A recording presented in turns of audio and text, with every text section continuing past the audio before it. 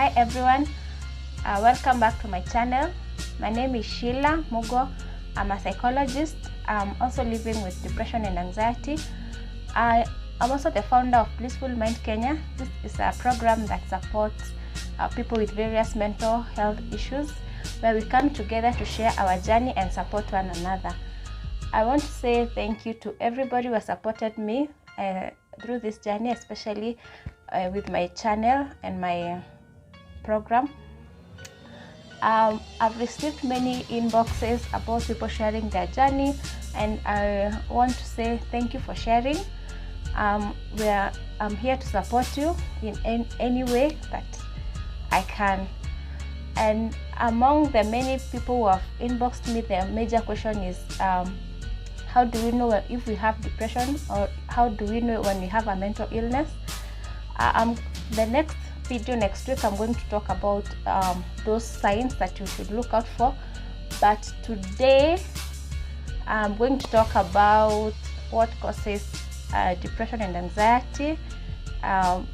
Last week I talked about how we are nurtured and the surrounding that we have, how it affects our mental illness. So today I'm going to talk about our body, the hormones that are responsible for how we feel and how we act. So welcome, and let's go on.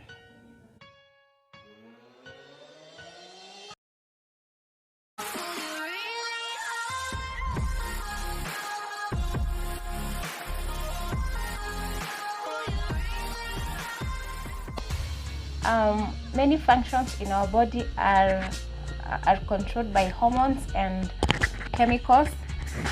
Just like we know, our digestive system has some chemicals and hormones that are responsible for digesting food and many other stuff. We also have such hormones that are responsible for how we feel and how we act, and these are called happy hormones. So I'm not going to make this so boring with all these biology explanations, but I'm going to discuss a little bit of each of the hormones and how it impacts our feelings and our behavior. So I'm going to start with dopamine. Dopamine is more like the reward system in the body. When something good happens, it's released and it makes us feel very good. So dopamine is released maybe when we learn something new, or when we get a good new experience. So for example, let me put it this way. Imagine you're in a desert. You have normal water which is warm and clean. So that is the normal dopamine in your body. So maybe someday when you're walking somewhere, you get a very nice oasis with cool water, very clean, clear water, and you taste it. So that is a very brand new experience, very nice experience that you've never had before.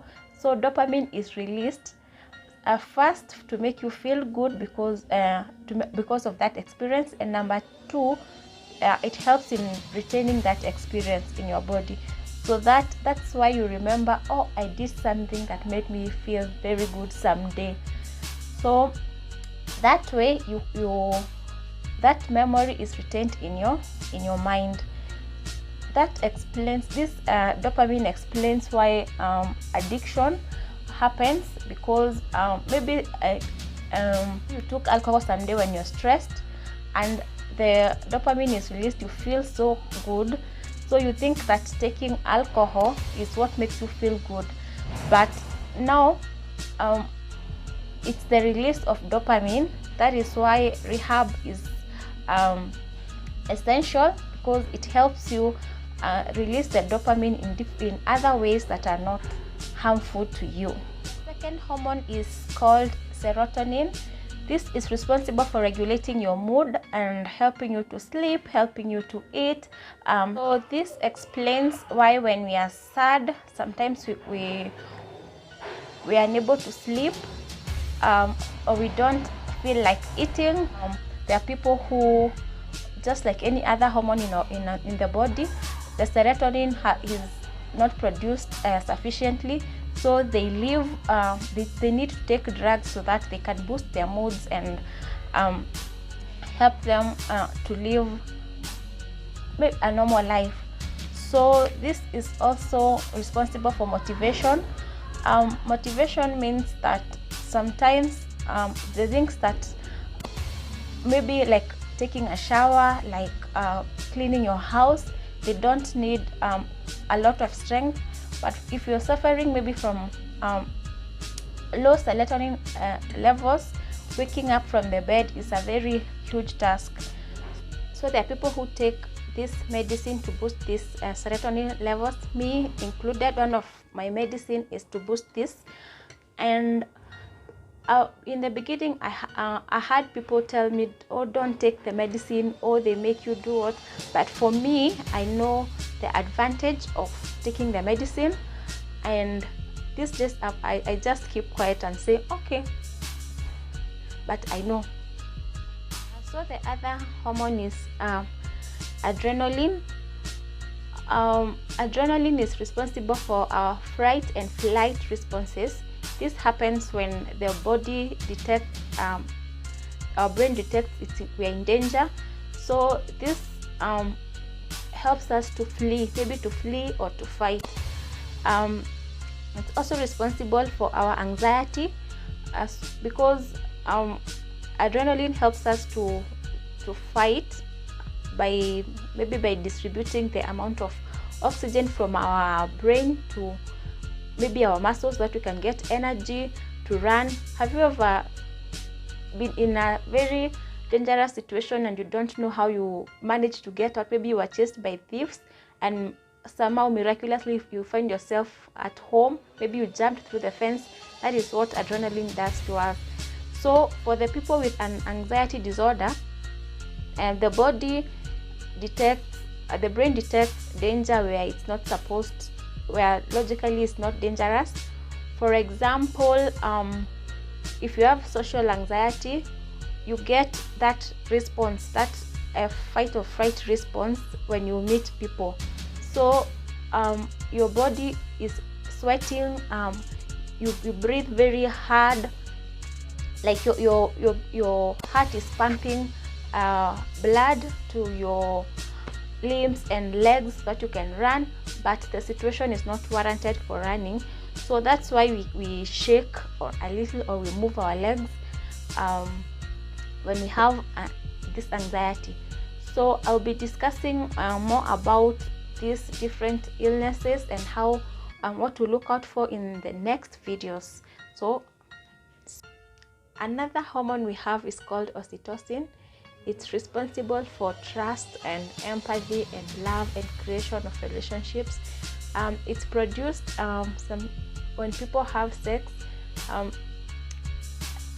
This explains why some people have it hard leaving somebody, maybe their partner, even when the situation is not good for any of them, because they only have one thing that they like about that person. So now you know. So like I've said in this video, mental illness sometimes is caused by these hormones that are produced less in the body, or sometimes they're produced a lot, overproduced, which causes some other illnesses that I'm going to discuss in this whole channel.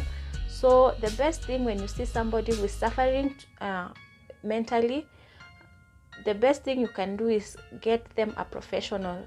Ask them to talk to somebody, because sometimes it's about how they were brought up, or the environment, or sometimes it's about the chemicals in their body. So that is why I'm doing these videos, so that we can know exactly what mental illness is and how to help other people who are suffering. First, I want to say thank you to everyone who has inboxed me, and like I said, then I'm going to be discussing about all these mental illnesses and their signs, and what you should look out for and what you should do starting from next week. If there's anything you want to know about mental illness, kindly inbox me through my social media, or even you can comment below this video.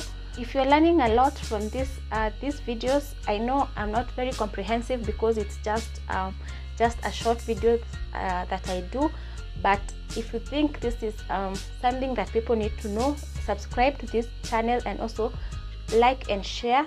This will help many this will help in reaching many people with whatever it is that I'm making for that day. So thank you for listening. Thank you for your support.